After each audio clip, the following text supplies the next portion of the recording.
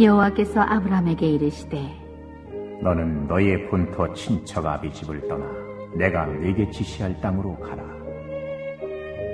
내가 너로 큰 민족을 이루고 네게 복을 주어 네 이름을 창대케 하리니 너는 복의 근원이 될지라. 너를 축복하는 자에게는 내가 복을 내리고 너를 저주하는 자에게는 내가 저주하리니 땅의 모든 족속이 너를 인하여 복을 얻을 것입니다 하신지라.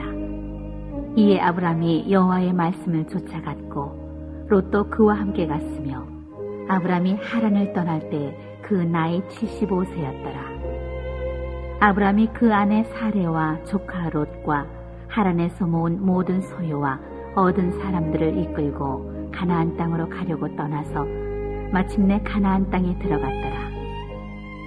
아브라함이 그 땅을 통과하여 세겜 땅 모래 상수리 나무에 이르니 그때에 가나안 사람이 그 땅에 거하였더라. 여호와께서 아브라함에게 나타나 가라사대 내가 이 땅을 네 자손에게 주리라 하신지라. 그가 자기에게 나타나신 여호와를 위하여 그곳에 단을 쌓고 거기서 베델 동편 산으로 옮겨 장막을 치니 선은 베델이요 동은 아이라. 그가 그곳에서 여호와를 위하여 단을 쌓고 여호와의 이름을 부르더니 점점 남방으로 옮겨갔더라. 그 땅에 기근이 있으므로 아브라함이 애굽에 우거하려 하여 그리로 내려갔으니 이는 그 땅에 기근이 심하였음이라. 그가 애굽에 가까이 이를 때에 그 아내 사레더러 말하되 나 알기에 그대는 아리따운 여인이라.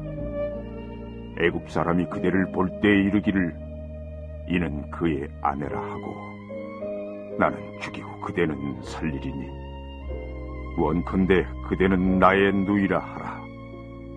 그리하면 내가 그대로 인하여 안전하고 내 목숨이 그대로 인하여 보존하겠노라 하니라. 아브라함이 애굽에 이르렀을 때에 애굽 사람들이 그 여인의 심히 아리따움을 보았고 바로의 대신들도 그를 보고 바로 앞에 칭찬하므로 그 여인을 바로의 궁으로 취하여 들은지라. 이에 바로가 그를 인하여 아브라함을 후대하므로 아브라함이 양과 소와 노비와 암소 나귀와 약대를 얻었더라. 여호와께서 아브라함의 아내 사레의 연고로 바로와 그 집에 큰 재앙을 내리신지라. 바로가 아브라함을 불러서 이르되 네가 어찌하여 나를 이렇게 대접하였느냐? 네가 어찌하여 그를 네 아내라고 내게 고하지 아니하였느냐? 네가 어찌 그를 누이라 하여 나로 그를 취하여 아내를 삼게 하였느냐? 네 아내가 여기 있으니 이제 데려가라 하고 바로가 사람들에게 그의 일을 명하매 그들이 그 아내와 그 모든 소유를 보내었더라. 명절 잘 보내셨습니까? 네.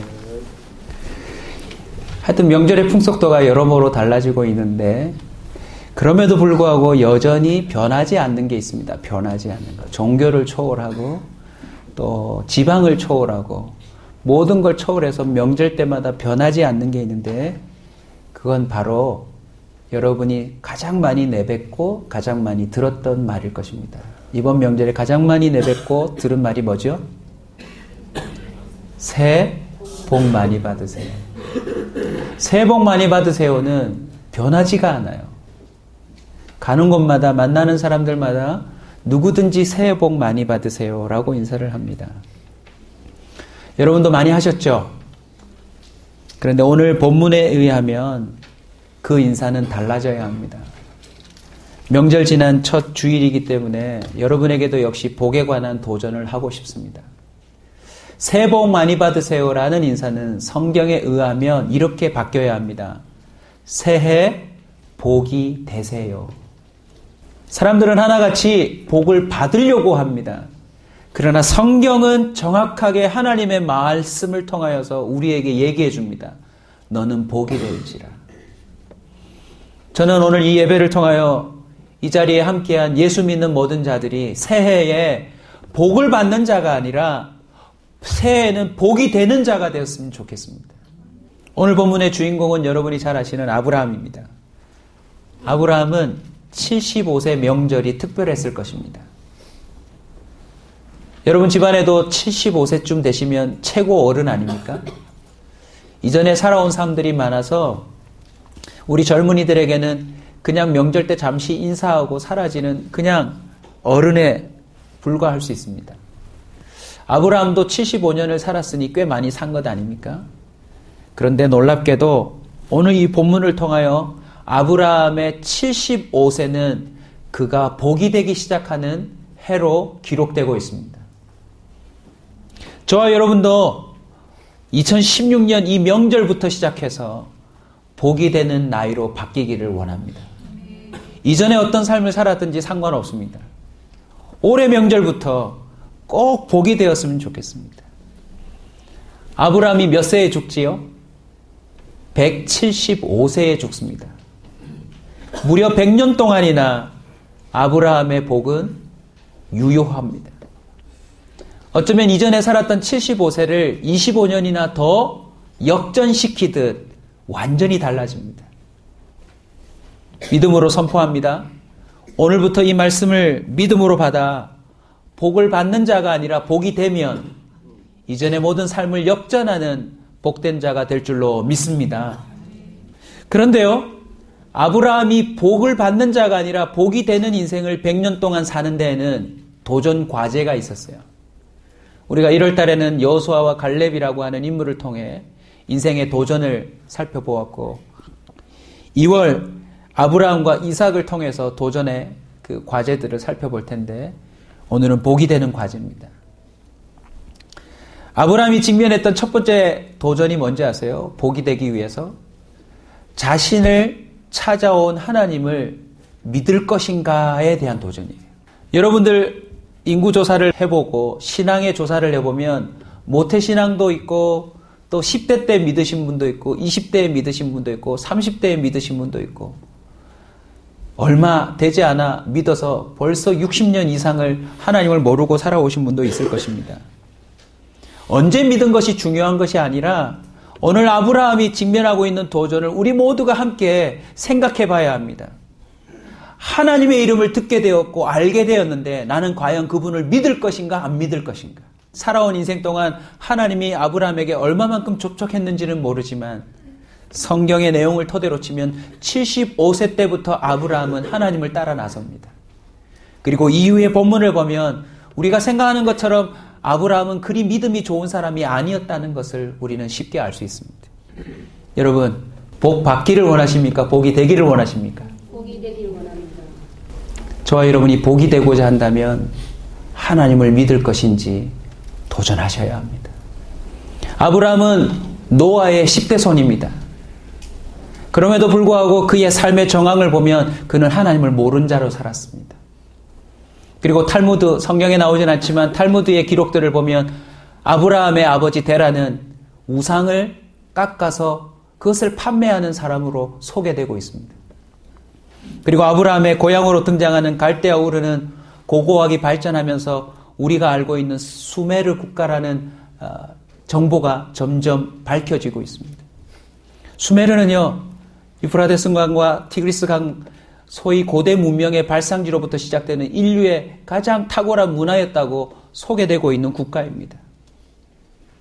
개인 농경 생활에서 집단 농경으로 발전하면서 우리가 알고 있는 갈대아 우르는요, 어느새 강력한 국가로 발전해 있었대요. 거기서 발견되는 무덤들을 보면 무덤에 황금색의 왕관을 쓰고 칼과 그 무기들을 장착한 채로 누워있는 유골들이 계속 발견된대요. 아브라함은 이미 가인의 성처럼 바벨탑처럼 상당히 발전된 그 문화와 또 그런 국가 속에서 살고 있었던 인물이라는 것입니다. 근데 생각해 보세요. 75세 때 어느 날 하나님이 실존적으로 다가왔어요. 비록 노아의 10대 손이지만 하나님이라고 하는 존재가 실존적으로 내게 다가와서 나에게 뭔가를 요구할 때 과연 얼마만큼 그것을 믿음으로 반응할 수 있을까요? 오늘날 우리가 들고 있는 성경책에다가 온갖 기독교적인 서적 이런 것들을 아브라함은 갖고 있지 않았을 것입니다. 그저 구존으로 내려오는, 이야기로 들려오는 노아 할아버지 이야기 정도 알고 있을 테지요. 그런데 어느 날 하나님이 다가와서 명령합니다. 고향과 친척과 아버지 집을 떠나라. 그게 복이 되는 첫 번째 단추인데 과연 아브라함은 어떻게 그것을 믿음으로 반응할까요? 단순히 아브라함의 개인적인 명이라고 생각하지 말고 여러분에게 한번 적용해 보실래요?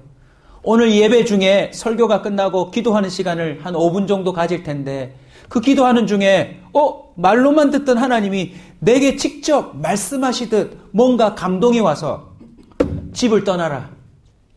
한국을 떠나라. 그리고 아프리카로 가라. 네가 안주하고 있던 모든 것들을 내려놓고 너를 복이 되게 할 테니까 네가 준비하던 모든 걸 내려놓고 떠나라 라고 한다면 가실 수 있으시겠어요, 여러분? 단순히 가까운 교회로 나가 예수를 믿으라가 아니라 너의 70년 이상 터를 다져온 삶의 터전을 훌쩍 내 말 하나만 믿고 떠나라고 할 때 그걸 반응할 수 있는 사람이 몇 명이나 될까 말입니다. 복을 받는 자가 아니라 복이 되려고 한다면 저와 여러분은 우리를 찾아오신 하나님을 믿어야 합니다. 그분의 말씀이 그대로 이루어짐을 믿어야 합니다. 로마서 4장 18절은 아브라함 이후의 인생 전부를 평가하는 말을 이렇게 기록하고 있습니다. 아브라함이 바랄 수 없는 중에 바라고 믿었으니. 여러분, 믿음은요, 바랄 만한 걸 바라는 게 아니라 바랄 수 없는 중에 바라는 것이 믿음입니다. 이는 내 후손이 이 같으리라 하신 말씀대로 많은 민족의 조상이 되게 하려 하심이니라. 많은 사람들이요, 믿을 만한 만큼 믿습니다. 여러분의 신앙을 빨리 한번 점검해 보십시오. 그냥 다른 종교를 택해서 내게 복 주시오 하는 사람들 중에 한 부류로서 기독교인인지 아니면 진정 만왕의 왕이시며 모든 세상을 통치하시사 결국 심판하시고 구원하실 분으로 믿는지 한번 점검해 보십시오. 오늘이라도 그분이 무슨 말씀을 하시든 나는 순종할 수 있다, 그걸 믿겠다라는 자세가 있는지를 한번 점검해 보십시오. 하나님은 2016년 명절에도 우리를 찾아오셔서 도전하십니다. 복이 될지라. 하나님의 이 말씀 비록 설교를 통해서 전달된다 할지라도 이것을 오늘 이 시대도 유효한 말씀으로 받고 믿는다면 여러분 반드시 복이 될 것입니다. 열왕기상 18장 21절은 이후에 이스라엘 민족 전체에게 주님이 던지는 말입니다. 너희가 어느 때까지 둘 사이에서 머뭇머뭇하려느냐.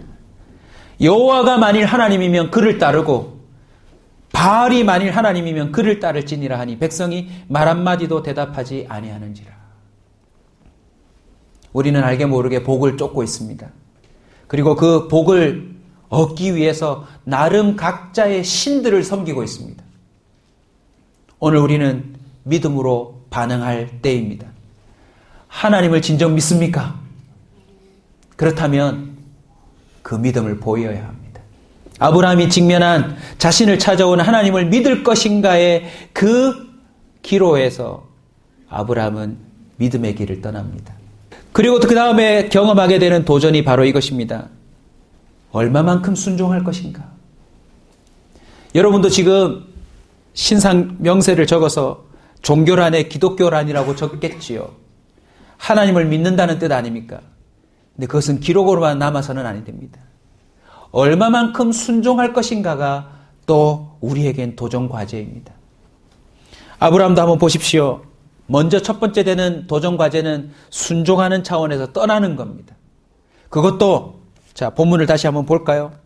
혼자서 떠나는 것이 아니라 자신의 배우자와 그리고 자신이 평생 모은 모든 것을 다 모아서 함께 떠납니다. 거기에다 조카까지 따라 나섭니다. 저와 여러분의 믿음의 반응이 그리고 순종이요, 우리의 조카들과 우리와 관련되어 있는 모든 사람하고도 연결되어 있다는 것을 보여주는 대목인 것입니다. 떠나는 것도 쉽지 않았을 뿐만 아니라 이제 10절을 보시면 그 땅에 뭐가 임합니까? 기근이 듭니다.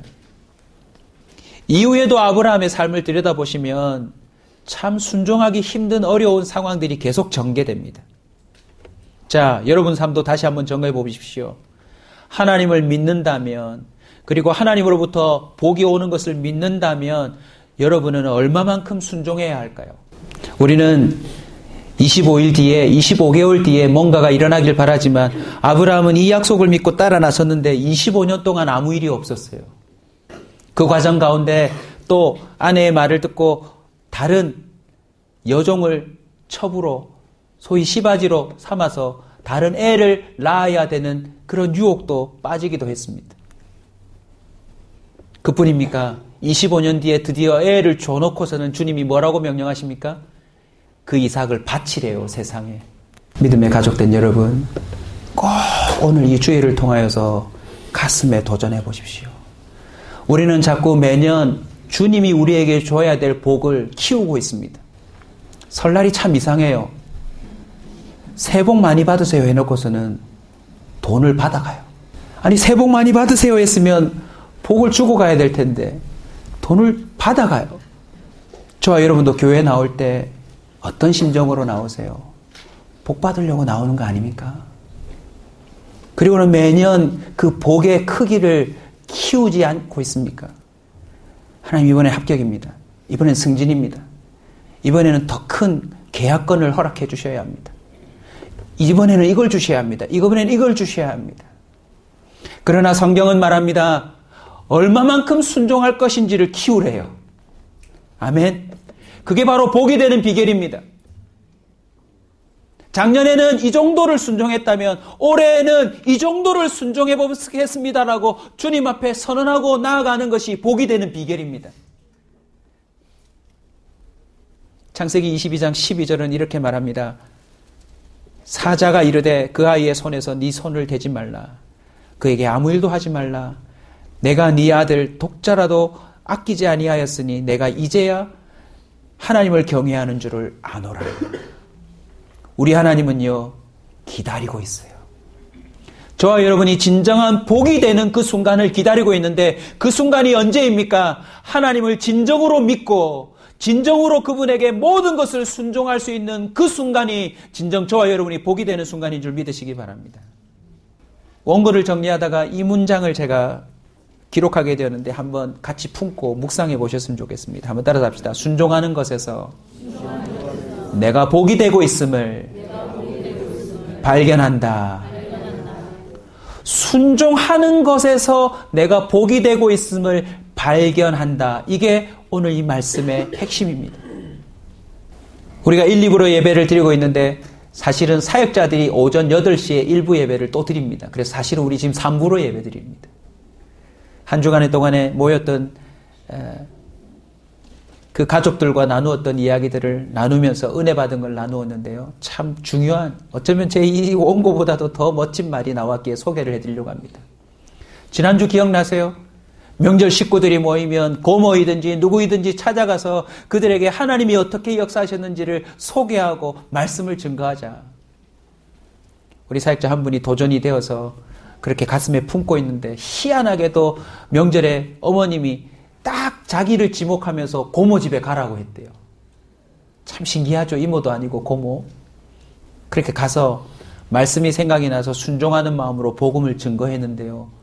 뜻하지 않게 고모님이 순순히 복음을 받아들이시더래요. 그리고 그 복음을 전하는 모습을 동생이 보고 정말 누나 멋지더라 라고 말을 해줬대요. 그러면서 하시는 말씀이 이겁니다. 내가 순종하는 마음만 가져도 하나님이 앞서가셔서 다 준비하셨다라는 것을 깨달았대요.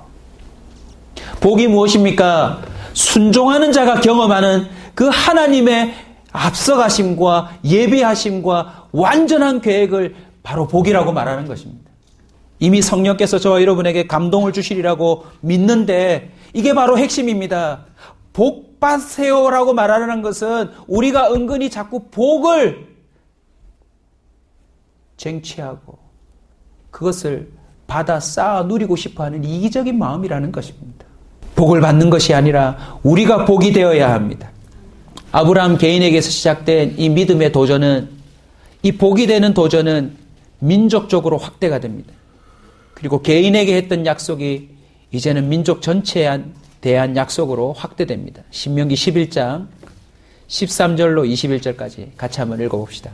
내가 오늘 너희에게 명령하는 내 명령을 너희가 만일 청종하고 너희 하나님 여호와를 사랑하여 마음을 다하고 뜻을 다하여 섬기면 여호와께서 너희의 땅에 이른 비 늦은 비를 적당한 때에 내리시리니 너희가 곡식과 포도주와 기름을 얻을 것이요 또 가축을 위하여 들에 풀이 나게 하시리니 네가 먹고 배부를 것이라. 너희는 스스로 삼가하라. 두렵건대 마음에 미혹하여 돌이켜 다른 신들을 섬기며 그것에게 절함으로 여호와께서 너희에게 진노하사 하늘을 닫아 비를 내리지 아니하여 땅이 소산을 내지 않게 하심으로 너희가 여호와께서 주신 아름다운 땅에서 속히 멸망할까 하노라.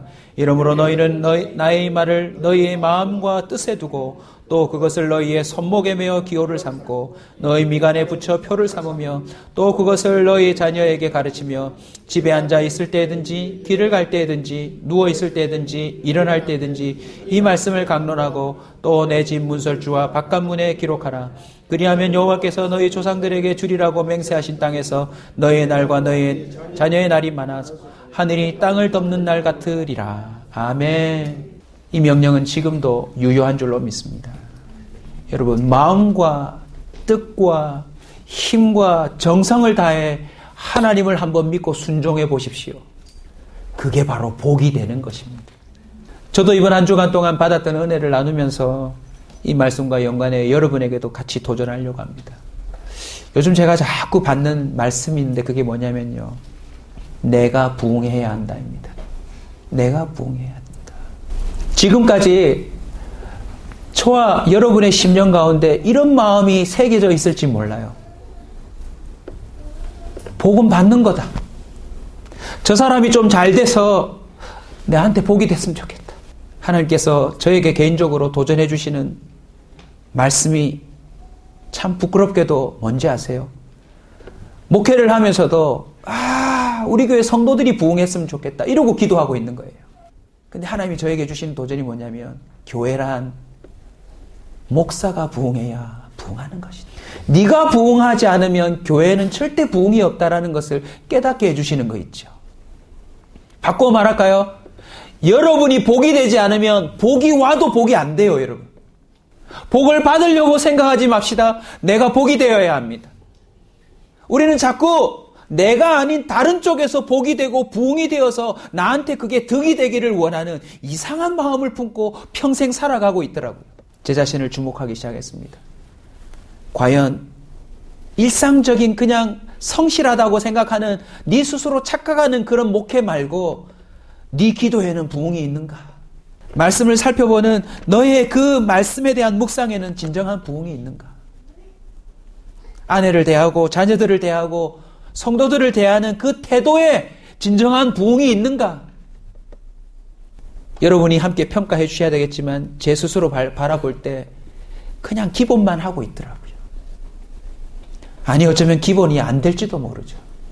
아브라함이 75세 이후에 또 다른 무당을 찾고 또 다른 신을 찾으면서 그냥 그 갈대아 우르에서 자신이 복을 받기를 원했다면 아브라함은 성경에 기록되지 않았을 것입니다. 그러나 놀랍게도 그는 복이 되는 길을 택합니다. 본인이 복이 되기로 선언합니다. 함께 도전해보지 않겠습니까? 내가 복이 되기로. 내가 부응하기로. 앞으로 우리 교회 성도들 함께 공유했으면 좋겠습니다. 절대 한국교회 운운하지 맙시다. 한국교회 목사님들이 부응해서 기독교가 부응하는 게 아니라 오늘 이 자리에서 기독교인으로 살아가는 내가 부응하면 그 순간 한국교회는 부응하는 겁니다. 아멘. 내 기도가 오늘 달라지면 부산에 있는 한국에 있는 기독교인 전체가 변하지 않아도 나 한 명에게만이라도 부응이 일어나면 기독교는 부응하는 겁니다. 그런데 우린 자꾸 다른 사람 얘기하고 있어요. 목사들이 저래서 저렇다고, 장로님들이 저 모양이라고, 권사님들이 어떻고, 집사님들이 어떻고, 어떻게 저런 대통령이 되었나? 우리나라는 지지리도 복이 없지. 그게 아니라 대통령을 함부로 욕하는 그 국민 때문에 이 나라는 복이 안 되는 것일지도 모릅니다. 대통령이 엉망이든 저는 적어도 그런 자부심은 있습니다. 뭐 정치판에서 뭐가 어떻고 해도 정말 새벽마다 하루도 안 빠지고 대통령의 이름을 불러가며 눈물 흘려가며 기도하는 사람이 한 명이라도 있다면 이 나라 소망이 있는 거 아닙니까? 내가 부응해야 합니다. 내가 복이 돼야 됩니다. 그래서 놀랍게도요, 내가 부흥하면 그 순간 모든 정체되어 있는 것들도 같이 부흥하는 거나 똑같습니다. 아멘. 내가 복이 되면 복이 되지 않는 형편에서도 나로 말미암아 그 상황이 복이 되는 역사가 나타나는 줄 믿으시기 바랍니다. 그래서 우리는 하나님을 믿어야 합니다. 그리고 복의 크기가 아니라 하나님을 믿고 따르는 그 믿음과 순종의 크기를 매년 갱신해야 합니다. 그런데 마지막으로요, 아브라함에게 결정적인 도전 과제가 하나 더 있어요. 좋습니다. 믿었어요. 어느 날 찾아온 그 하나님을 믿고 따라 나섰어요. 용케도. 그리고 그 중간중간 하나님이 요구하는 것까지, 자식까지 바치는 일까지 다 했어요. 렘블란트라고 하는 사람의 아브라함, 이삭 바치는 그 그림이 있어요. 대충 그림이 이래요. 벌거벗은 이삭이 꽤 큰 청년입니다. 근데 목을요, 한 손으로 잡고 완전히 제쳐놓았어요. 그리고는 시퍼런 칼을 들고 있는데 천사가 그 아브라함의 손을 막아서 죽이지 못하는 그 절체절명의 순간을 탁 렘브란트가 그려놓았더라고요. 물론 그림에는 오해가 있을 수 있습니다. 하지만 상황을 묘사했는데 생각보다 심각한 수준이에요. 단순히 기도의 자리에서 하나님 우리 아들 주님께 바치지요 하는 헌신의 기도가 아니라 실제적으로 그 제단 위에 아이의 목을 본인이 아버지인 본인이 꺾어놓고 칼로 그 목을 치려고 하는 순간까지도 순종한답시고 갔단 말이죠. 하나님을 진정으로 믿는다면 모든 걸 믿는 자가 되었으면 좋겠습니다. 어떤 건 믿고 어떤 건 믿지 아니하는 자기 유리한 믿음의 소유자가 아니라 복이 될 것 같으면 하나님 운운하고 복이 되지 않을 것 같으면 하나님은 없다라고 부인하는 자가 아니라 모든 순간에 하나님을 믿고 순종할 수 있는 자가 되기를 원합니다. 아브라함이 복이 되는 그 인생에 있어서 참 아킬레스 건과 같은 게 뭐냐면 한번 따라합시다. 연약함과 실수를 어떻게 극복할 것인가. 저도 복이 되고 싶은 목사입니다. 그러나 저도 여전히 연약해요. 저도 실수 많이 할 거예요, 앞으로도. 여러분도 나름 가정에서, 직장에서, 여러분이 있는 곳에서 복이 되길 원하지만 여러분이 실수해서 오히려 더 어려울 때가 많을 겁니다. 그렇지 않아요, 여러분? 다른 인생을 다 소개할 수는 없지만 오늘 본문에 보시면 기근이 들자마자 아브라함은 애굽으로 내려가서 무슨 생각을 합니까? 아내를 루이라고 속이면 자기가 살 거라고 하는 아이디어를 냅니다. 하나님은 자기 아내를 통하여 생리가 끊어졌다고 성경은 기록하는데 하나님은 복이 되게 하기 위해서 그 여인의 태에 이삭이라고 하는 기쁨의 자식을 주려고 합니다. 그런데 그것을 가장 위협하고 가장 그것을 더럽히려고 하는 존재가 누구입니까? 남편이었습니다. 우리 부모들은 흔히 얘기합니다. 자식들이 밖에서 사고를 치고 성적표를 받아왔는데 앞에서 1등이 아니고 뒤에서 1등이다. 그러면 뭐라고 하죠? 아이고, 나는 왜 이렇게 자식이 복이 없노? 나는 왜 이렇게 이런 복이 없노? 우린 자꾸 다른 사람을 내 복의 근원으로 생각해요. 자식은 또 뭐라 그러게요? 엄마 머리 닮아서 그렇다, 이거. 아빠 머리 닮아서 그렇다. 서로 자꾸 딴 쪽에다 핑계를 댄다는 거죠. 우리는 끊임없이 실수를 많이 합니다. 그런데요, 놀라운 것은 아브라함이 그토록 유태인의 민족이 되고 조상이 되고 유태인뿐만 아니라 하나님이 약속한 대로 이스마엘, 여러분 만수르, 결국요 아브라함의 후손이에요. 하나님의 약속대로 아브라함이 떠나고 나서며 순종의 길을 갔던 것이 지금도 그대로 유효해요. 그런데 놀랍게도 아브라함이 스스로 복이 된 게 아니라 그는 오히려 복이 안 될 위인이더라는 거죠. 단순하게 표현하면 여러분도 한번 따라서 합시다. 복이 안 될 이유가 나한테 다 있더라. 한국교회가 부흥하지 못할 이유는 저한테 다 있더라고요. 우리 집안이 위기에 빠질 수 있는 이유는 저한테 다 있더라고요. 알고 보니까. 성경은 증언합니다. 아브라함을 찾아오신 하나님이 그를 떠나지 않으심으로. 아멘. 하나님은 아브라함의 인생 가운데 늘 동행해 주시더라고요. 그리고 그가 복이 되지 않을 상황으로 빗나가려고 할 때 하나님은 그 인생을 어루만져 주시더라고요. 자, 창세기 몇 곳을 찾아보며 우리 확인해 봅시다. 12장 읽으셨는데 15장으로 가봅시다. 1절 한번 읽어주십시오. 시작. 기호의 여호와의 말씀이 환상 중에 아브라함에게 말하여 이르시되 아브라함아 두려워하지 말라 나는 너 방패요 너의 지극히 큰 상급이다. 아브라함은요 형편에 매우 민감한 사람이었어요. 조금이라도 두려워하거나 어려운 형편이 오면 자기 살 길을 찾아간답시고 가장 위험에 스스로 빠지는 인생이었어요. 근데 하나님은 뭐라고 하세요? 환상 중에도 찾아오셔서 두려워하지 말래요. 얼마나 큰 말씀이에요. 나는 네 방패다. 내가 너의 지극히 큰 상급이다. 이 말을 이해하셨는지 모르겠지만 여러분 하나님이 최고의 복입니다. 그래서 하나님을 온전히 믿고 하나님만 따라다니면 그 사람은 복이 될 수밖에 없습니다. 4절 다 같이 읽어주십시오. 시작. 여호와의 말씀이 그에게 말하시되 그 사람이 내 상속자가 아니라 내 몸에서 날 자가 내 상속자가 되리라 하시고. 아브라함은요 자식이 아무리 기다려도 오지 않자 결국은 자신의 모든 재산과 상속권을 평생 자기 집에서 함께했던 늙은 종에게 주려고 했나 봐요. 자기 생각에는 이게 마치 선한 생각이고 괜찮은 아이디어라고 생각했을지 모르지만 알고 보면 복을 발로 차는 거 아니에요. 그때 주님은 이렇게 말씀하십니다. 아니라 하나님은 또다시 아브라함의 인생이 복이 될 수 있도록 인생의 좌표를 수정해 주더라는 것입니다. 17장 19절로 갑시다. 19절 같이 읽겠습니다. 시작. 하나님이 이르시되 내 한 사람아 내 아들 낳으리니 너는 그 이름을 이삭이라 내가 그와 내 언약을 세우리니 그 후손에게 영원한 언약이리라. 아멘. 하나님은 다시 한번 복이 될 것이라고 분명히 얘기해 주십니다. 21장 1절로 가십시다. 이름까지 가르쳐 주시죠. 이삭이라고. 이삭의 뜻은 무엇입니까? 웃음, 기쁨이란 뜻입니다. 자, 21장 1절 2절 다 같이 읽읍시다. 시작. 여호와께서 말씀하시기로 사라를 이루셨고 여호와께서 말씀하시기로 사라를 이루셨고 사라가 이루시라고 하나님이 말씀하신 시기가 되니 노년의 아브라함에게 아들을 낳으니. 아멘. 누구의 말을 들으면 자다가도 떡이 생긴다는 속담을 들어보셨습니까? 그 누구의 자리에 누가 있던가요? 하나님입니다. 왜냐하면 하나님은 복의 근원이시기 때문에 그렇습니다.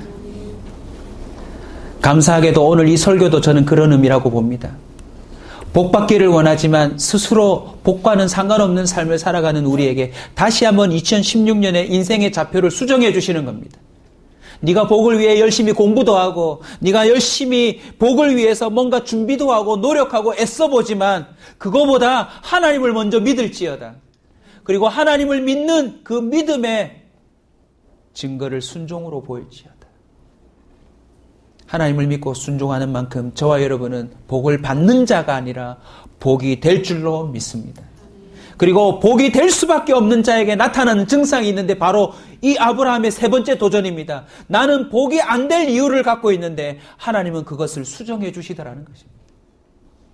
또다시 하나님을 따라 나서게 하시고 또다시 하나님 앞에 순종하게 하시고 예전에는 상상도 못했던 기특하게 여겨지는 순종을 어느새 하고 있는 자로 나를 바꾸어 주더라는 것입니다. 복이 되는 일에 있어서 우리가 할 일은 하나밖에 없어요. 사실은 알고 보면. 전적으로 믿고 따라가는 것입니다. 여러분의 인생에 찾아오신 하나님을 정말 믿고 있습니까? 여러분 2016년 한 해 마음을 다해 한번 믿어보십시오. 힘을 다해 한번 믿어보십시오.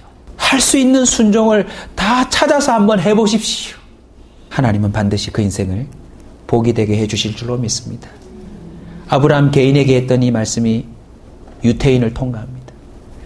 말씀을 준비하면서 재미난 걸 발견했는데요. 여러분 수메르라고 하는 아브라함이 머물렀을 그 갈대아 우르 땅을 고고하게 발전하면서 계속 발굴하면서 역사적인 증거가 보태지고 있는데 아브라함이 떠났을 시기가 그 수메르 국가가 퇴락의 길을 걷는 순간이었을 거래요. 물론 그들의 눈에게는 여전히 강대국으로 남았을지 모르지만 지금 보세요. 수메르든 아수르든 바벨론이든 페르시아든 세상의 모든 고대 국가는 사라지고 아브라함이 기초가 된 유태인은 지금도 남아있어요.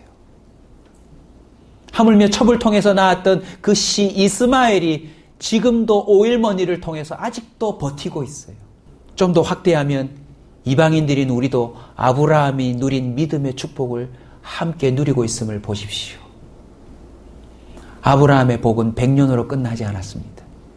1000년 만년 영원히 사라지지 않는 복의 근원이신 하나님의 말씀을 쫓은 삶이었기 때문에 그는 영원히 복이 되는 삶이 되었다는 것을 우리는 놓치지 말아야 합니다.